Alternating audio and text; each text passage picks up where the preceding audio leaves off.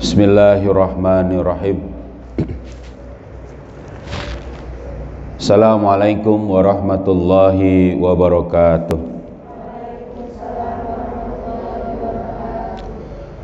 Alhamdulillah, nahmaduhu wa nasta'inuhu wa nastaghfiruh wa na'udzu billahi min syururi anfusina wa min sayyiati a'malina.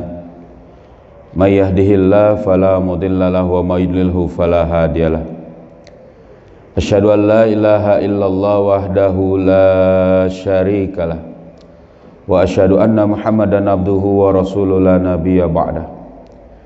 Allahumma shalli ala sayidina Muhammad wa ala ali sayidina Muhammad. Rabbi israh li sadri wa yassir li amri wahlul 'uqdatam min lisani yafqahu qawli. Subhanaka la ilma lana illa ma 'allamtana innaka antal alimul hakim. Amma ba'du. Alhamdulillah, segala puji hanya bagi Allah. Salawat serta salam semoga selalu tercurah kepada junjungan kita Nabi Muhammad sallallahu alaihi wasallam serta keluarganya, sahabatnya dan juga para pengikutnya yang setia dengan ajarannya hingga akhir zaman. Anak-anakku sekalian dan para asatidzah yang dirahmati Allah, kita lanjutkan kembali kajian kita membahas buku Hikmah-Hikmah Bertutur, karangan atau tulisan dari Al-Ustadz Arif B. Iskandar. Alhamdulillah. Kita membahas tentang membajak Al-Quran mengundang hukuman. Jadi ada satu cerita di sini dimulai oleh Al-Ustadz Arif.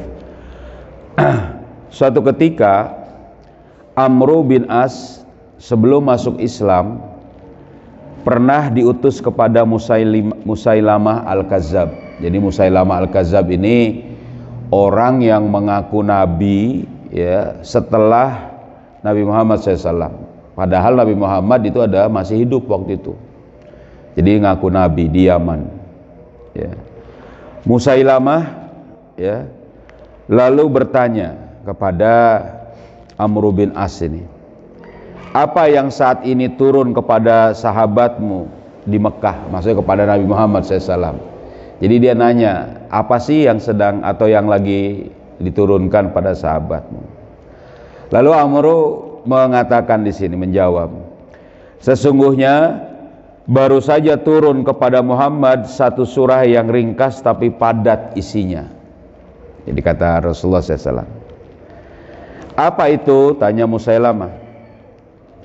Amru kemudian membaca Al-Quran surah Al-Asr. Nah ini dia. Wal asri innal insana lafi khusr illa alladzina amanu wa amilus solihati wa tawasaw bil haqq wa tawasaw bis sabr. Jadi ini ringkas tapi padat isinya surat Al-Asr ini. Makanya kalau menurut Imam Hasan Al-Basri, sekiranya umat ini cukup dengan satu surat, cukuplah surat ini mencukupi Islam pada umat ini. Jadi menceritakan tentang keadaan manusia yang harus menyembah Allah. Kalau enggak menyembah Allah itu rugi keadaan manusia ya, kecuali orang-orang yang beriman, beramal soleh dan saling menasihati kebaikan dan kesabaran. Lalu dikatakan di sini, ya maksudnya demi waktu sungguh manusia itu selalu merugi kecuali orang-orang yang beriman dan beramal soleh serta saling menasihati dalam kebenaran dan kesabaran. Si Musailamah gimana nih? Dia berpikir sejenak. Ia kemudian berkata, sesungguhnya kepadaku juga baru saja turun wahyu yang serupa. Jadi nyaingin. Jadi ini orang-orang mikirnya itu ngaco. Dia ingin mikirnya itu saingan aja kepada Nabi Muhammad SAW. Saya juga diturunin. Ini kacau ya. Kalau kita misalnya pola pikir kita itu ingin bersaing kepada manusia, susah. Ya, yang bersaing kepada manusia itu hanya dibolehkan dalam urusan apa? Dalam urusan ilmu dan dalam urusan bersedekah. Ya, itu yang disebut dengan ghibthah. Boleh. Jadi kalau ada orang kaya banyak sodakohnya, kita pingin juga sodakoh, itu boleh. Ya. Lalu ada orang berilmu, lalu dia mengamalkan ilmunya, atau orang yang banyak hafalannya, lalu dia juga pingin hafalannya banyak, boleh. Ya. Yang lainnya nggak boleh. Baju pengen sama, oh dia bajunya bagus, saya juga bajunya bagus, nggak bisa. Oh dia rumahnya bagus, saya juga pengen rumahnya bagus, nggak bagus ini, nggak beres ini. Wah dia apa namanya? Ya pokoknya yang selain dari dua hal itu. Nah si Musailamah ini yang mau dia saingi kepada Nabi itu adalah apa? Wahyu yang turun. Yang ada apa? Ngayal. Yang ada ngarang. Ya. Dia ngomong kepada Amr bin As, apa ini? Nih, saya juga punya ayat, punya wahyu. Apa itu? Tanya kata Amr.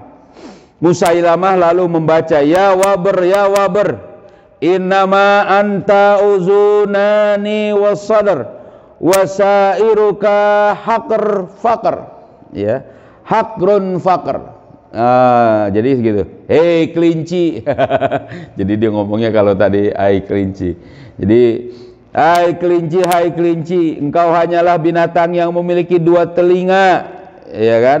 Dan dada. Lalu sementara di sekelilingmu ada lubang kecil. Apa ini? Jadi enggak level dibandingkan dengan ayat surat Al-Asr. Dia cuma pengen sama. Jadi yang satu adalah wal asr. Lalu Musailamah bilang wal waber. Jadi asal ngejeblak aja. Kita juga nggak bisa gitu. Makanya kita nggak boleh. Jadi kalau ada kawan, aja teman yang kemudian mendapat nikmat, nggak usah disaingi. Alhamdulillah dia dapat rezeki. Ya, alhamdulillah dia mendapat misalnya apa? Amanah dari Allah. Wah, bajunya bagus. Alhamdulillah. Ya. Wah, ininya apa namanya? Uang jajannya banyak. Alhamdulillah. Gitu ya. Jangan wah dia segini, nggak usah. Ya. Jadi nggak perlu kita ini mengiri atau tadi menginginkan sesuatu yang di luar dua hal itu. Tapi kalau ada kawan kita, wah dia hafalannya bagus, banyak, wah saya juga mau, boleh saingan, boleh dalam yang itu. Ada kawan kita punya harta, lalu dia bersedekah, alhamdulillah nih, yuk makan-makan, kita beli kue, ya kan, makan-makan, satu pondok, satu kamar, satu ini semuanya. Wah saya juga mau, saya juga dikirim sama orang tua, bu kirim juga, kasih kirim, makan bareng-bareng, boleh. Kenapa? Karena dia bersedekah. Nah ini wahyu turun kepada Rasulullah. Musailamah ngiri juga, apalagi memang dia adalah apa? Nabi palsu, ngomong semau-maunya. Setelah itu Musailamah bertanya, Amr, bagaimana pendapatmu? Kata Amr bin As, demi Allah, engkau pasti tahu bahwa aku tahu sesungguhnya engkau adalah pendusta. Ya ketahuan ini, kamu nih pembohong. Makanya kita tuh gitu, orang tuh akan kelihatan kalau misalnya bohong itu. Makanya jangan berdusta. Ya, akan kelihatan. Ini di manusia, apalagi di sisi Allah. Ini ada dalam dituliskan dalam Ibnu Katsir, Tafsir Al-Quran Al-Azim jilid 1 halaman 203. Nah, pembaca yang budiman, dijelaskan di sini. Terkait dengan ribut-ribut seputar nabi palsu beberapa waktu yang lalu. Jadi di Indonesia ini ada nabi palsu, ngomong bahwa ada nabi palsu. Lalu dalam kasus aliran Al-Qiyadah Al-Islamiyah atau Ahmadiyah, ada juga nih aliran Ahmadiyah, tapi kemudian di sini dibiarkan ini. Nah, ini juga masalah. Kita sering dihadapkan pada upaya para nabi palsu tersebut untuk membajak Al-Quran dalam tanda kutip. Jadi dia ngapain? Dia membajak Al-Quran. Membajak itu ya tadi ngapain ya? Apa namanya? Membajak itu merampas, bisa juga di situ. Merampas, memaksa, mengambil, ya kan, menguasai. Nah, itu dia. Ya kan? Dengan kitab apa? Dengan kitab tazkirahnya misalnya. kata Ahmadiyah ini, yang diklaim oleh pengikut Ahmadiyah sebagai kumpulan wahyu dari Allah yang turun kepada Mirza Ghulam Ahmad. Isinya tidak lebih dari upaya Mirza laknatullah alaih, karena dia adalah memalsukan tadi agama, membajak Al-Quran. Ayat-ayat Al-Quran dia jiplak, kemudian redaksi dan maknanya dia pelintir di sana sini sesuai dengan kehendak hawa nafsunya. Jadilah tazkirah sebagai Quran palsu yang kemudian dianggap oleh para pengikutnya sebagai kitab suci. Ya, dengan baca Quran. Ya, Mirza Ghulam Ahmad bukanlah orang pertama yang berupaya membajak Al-Quran. Nah, ini dia juga harus ada. Mirza hanyalah pengekor, bukan pelopor. Pelopornya adalah Musailamah Al-Kazzab itu, yang juga mengklaim sebagai nabi. Dia sebetulnya hidup sejaman dengan Rasulullah SAW. Bedanya, satu, Musailamah hanya membajak sebagian kecil Al-Quran, yakni surah Al-Asr, sebagaimana tadi terpapar dalam riwayat di atas. Ada juga yang mereka bilang ada surat Al-Fil, ada juga, tapi ini tidak begitu terkenal gitu ya. Ya. Sementara Mirza membajak Al-Quran itu sendiri semuanya. Ini ada nih. Jadi kalian nanti kalau belajar ketemu dengan orang yang mengambil kitab tazkirahnya Ahmadiyah ini, ya jangan ya. Dia bukan orang yang kemudian sama dengan tadi ya, dia sudah membajak Al-Quran. Itu bukan kitab yang sama dengan Al-Quran, bukan. Yang kedua, ya ini dia. Musailamah hanya membajak redaksi sebagian kecil Al-Quran, sementara Mirza bukan hanya membajak redaksi sebagian besar Al-Quran, tetapi sekaligus juga maknanya pun dia pelintirkan. Ini, ayo, ya jangan ngantuk, tahan, ya. Dia pun memelintirkan maknanya. Namun demikian, baik Musailamah maupun Mirza, juga para nabi palsu lainnya laknatullah alaihim, sama-sama sesat dan menyesatkan, dhalun wa mudallin. Ya. Mereka adalah orang-orang kafir yang menyimpang dari Al-Quran maupun As-Sunnah, sebagaimana kaum Yahudi dan Nasrani. Sama tuh dia. Kita disuruh minta berlindung, ghairil maghdubi alaihim waladdallin, amin. Nah, itu dalam gitu, dalam surat Al-Fatihah. Sama tuh orang-orang itu. Nah, jika kita cermati, nah ini juga ada lagi nih, ya. Selain orang-orang seperti Musailamah Al-Kazzab dan pendiri Ahmadiyah Mirza Ghulam Ahmad, sebetulnya ada orang-orang selain mereka yang juga gemar membajak Al-Quran. Nah ini dia, ternyata ada lagi nih. Siapa ini nanti dikatakan? Di antara mereka yang paling menonjol saat ini adalah kelompok liberal. Di antara lain tergabung dalam jaringan Islam liberal, kata mereka. Sekarang bahkan mereka buat dengan apa? Model Islam moderat, dengan bentuk gerakan moderasi Islam, kata mereka. Ngebajak isi Al-Quran dan Al-Qurannya. Ya, ini ada nih. Ya. Kelompok liberal ini memang tidak selancang Musailamah maupun Mirza sendiri, yang pendiri Ahmadiyah, yang mengklaim kenabian. Namun mereka hakikatnya sama-sama pembajak Al-Quran. Jika Musailamah hanya membajak redaksi Al-Quran, lalu Mirza Ghulam Ahmad membajak redaksi sekaligus makna Al-Quran, maka kaum liberal membajak Al-Quran dari sisi maknanya saja. Untuk mendukung paham pluralisme, misalnya mereka memelintir nas likulli ja'alna minkum syir'atan wa minhaja, dalam surat Al-Maidah ayat 48. Dia bajak apa? Dengan memberikan makna bahwa setiap agama memang memiliki syariah yang berbeda-beda, tetapi tujuannya tetap satu, yakni Tuhan, kata mereka. Jadi mereka punya paham apa? Menyamakan kesamaan agama semuanya, kata mereka. Agama semua sama. Nah, ini kacau nih, ya, nggak beres ini. Nih kata orang liberal. Ini yang kemudian disebut dengan mereka bilang moderasi. Kalau misalnya sekarang dikatakan ada orang yang menyamakan seluruh agama, bahkan mengatakan kita semua agama itu sama, ya, atau nanti berdoa bersama-sama dengan semua agama tadi, maka ini sudah tanda-tanda kekacauan berpikir tadi. Mereka ngapain? Menyimpangkan makna Al-Quran dengan memberikan makna bahwa setiap agama memang memiliki syariat dan yang berbeda-beda, tetapi tujuannya sama, yaitu Tuhan, kata mereka. Karena itu menurut mereka umat Islam tidak boleh memonopoli kebenaran sembari menganggap umat lain salah atau sesat. Jadi kita nggak boleh bilang kita nggak boleh bilang bahwa Islam agama yang benar, ya kan? Ya kan? Kita boleh bilangnya, ya, apa namanya, Islam agama yang paling benar.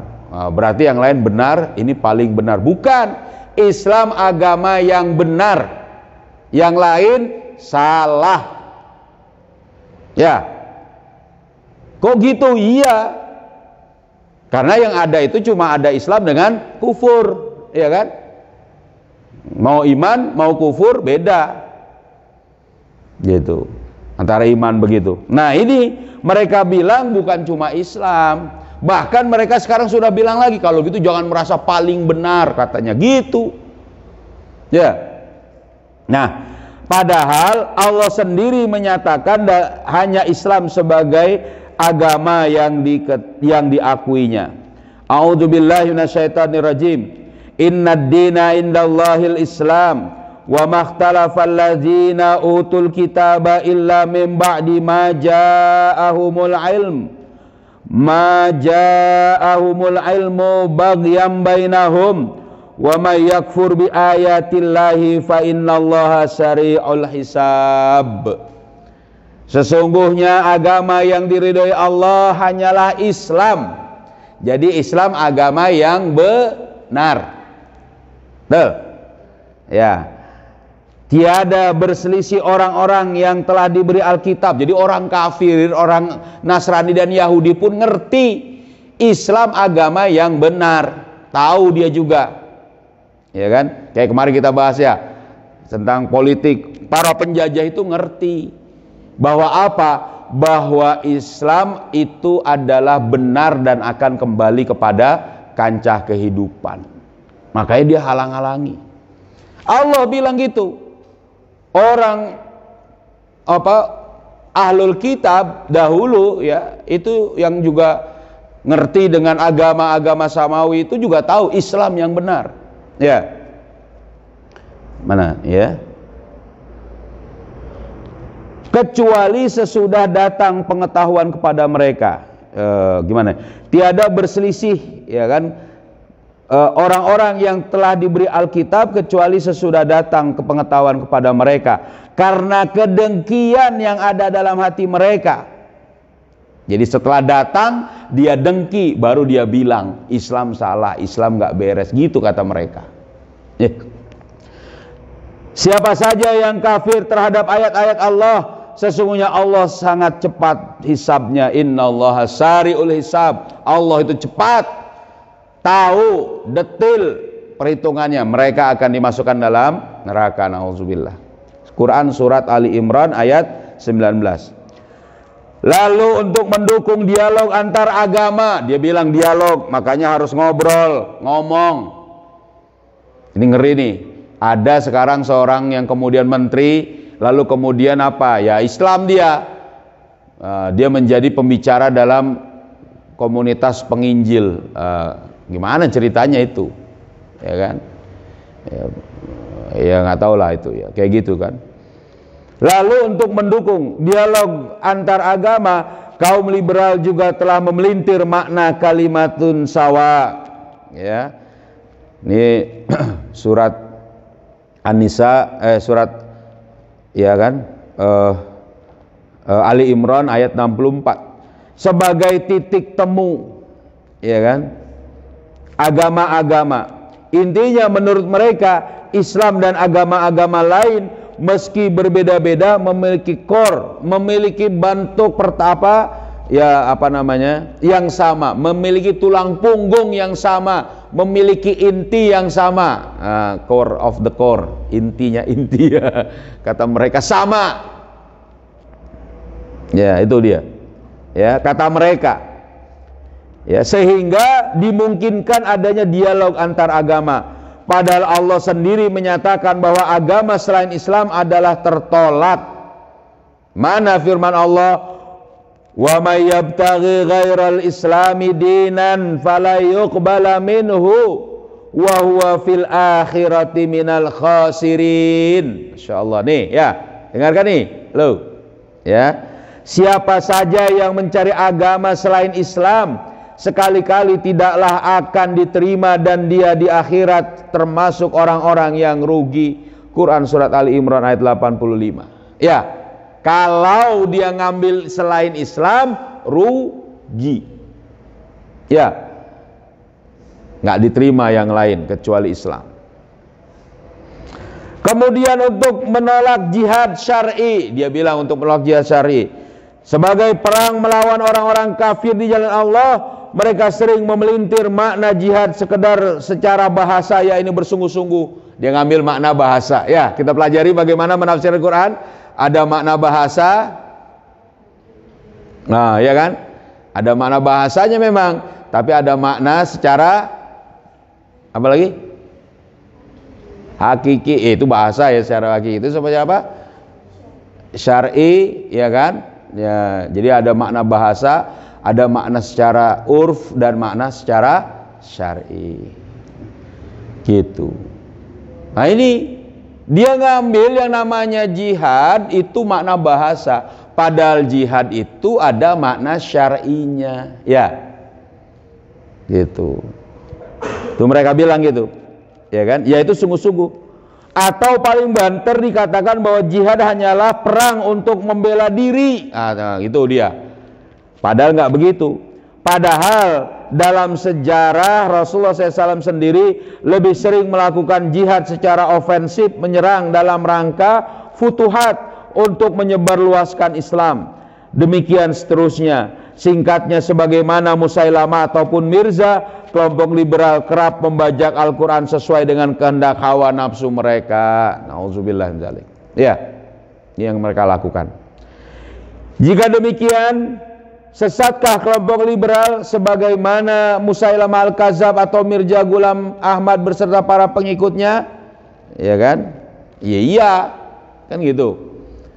Ketika menafsirkan ayat, menafsirkan frasa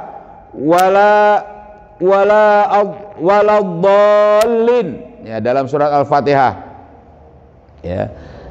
Ya, para mufasir seperti Imam At-Tabari, ya, Imam Al-Baidawi, Imam Al-Qurtubi dan lain-lain memaknai kata sesat dallin ini ya sebagai menyimpang dari sunnah yang lurus dan jalan kebenaran. Jadi sunnah yang lurus tuh, wa ghairil maghdubi alaihim waladdallin. Nah, itu dia. Itu orang yang nyimpang. Tuh kata para munafasir, ya. Karena itulah menurut At-Tabari ya maupun Al-Baidawi, Allah menyebut kaum Nasrani sebagai kaum yang sesat karena penyimpangan mereka dari kebenaran, menyimpangnya mereka dari Islam. Karena mereka pun disuruh masuk Islam. Gitu. Ini orang yang menyimpang. Walhasil, sesungguhnya orang-orang kafir, kaum yang mengklaim Muslim, tapi meyakini adanya Nabi setelah Rasulullah Muhammad SAW, juga mereka yang suka membajak Al-Quran, baik sekedar redaksinya saja, redaksi sekaligus maknanya, ataupun sekedar maknanya saja, sesuai dengan kepentingan hawa nafsu mereka, pada dasarnya adalah orang-orang yang sesat dan menyesatkan. Nauzubillah min dzalik. Ya, makanya kita belajar bagaimana? Belajar yang benar, belajar Al-Quran, belajar bahasa Al-Quran, ya, bahasa Arab yang benar, bagaimana belajar menafsirkan Al-Quran. Ya, gitu. Ini penting bagi kita. Ya, begitu ya. Cukup. Ada yang mau ditanyakan? Ya. Jadi nanti kalian punya pemahaman yang juga kemudian makin lurus seperti itu. Cukup ya? Ya, kalau nggak ada, alhamdulillah. Yuk kita tutup dengan baca surat Al-Asr bersama-sama. Yuk. Bismillahirrahmanirrahim. Wal asri innal insana lafi khusrin illalladzina amanu wa amilus solihati wa tawasau bil haqqi wa tawasau bis sabr. Subhanakallahumma bihamdika asyhadu an la ilaha illa anta astaghfiruka wa atubu ilaik. Assalamualaikum warahmatullahi wabarakatuh. Allahumma salli ala sayyidina Muhammadin tibbil qulubi wa dawaiha wa afiyatil abadani wa shifaiha wa nuril absari wa diyaiha wa ala alihi wa sahbihi wa sallim.